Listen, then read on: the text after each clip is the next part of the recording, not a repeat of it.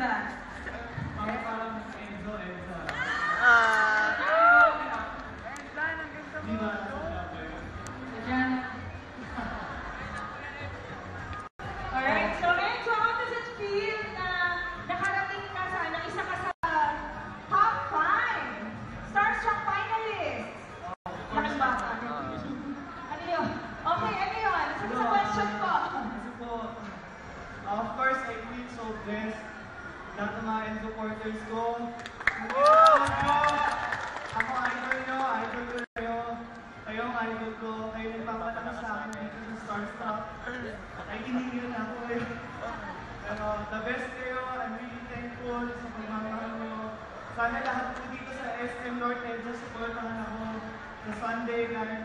Sobrang okay na okay at magandang performance sa Sunday. That's good. So, it's really, really great to see you perform live kasi usually we just see you on TV. What do you do para make sure mo na sobrang ganda ng performance nyo lagi? I know maraming challenges din doon sa show, but what do you do para lagi nyo malabas yung best ng talent mo? Para sa akin, compare sa mga other survivors, ako yung laging huling naiiwan sa rehearsal studio para mag-practice.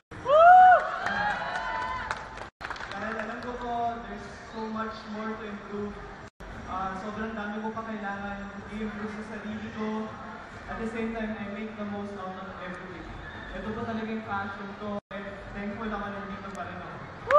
That's great to hear! So, isa sa mga sorpresa mo sa kanila is gusto mong ma-involve sila doon sa gagawin mong dance number. So, may gusto ka bang itulong sa kanila ngayon? Ituturo ko sa inyo ngayon yung dance stage namin. Enjoy! Okay, so... Sino ba gusto matutok sumayaw dito?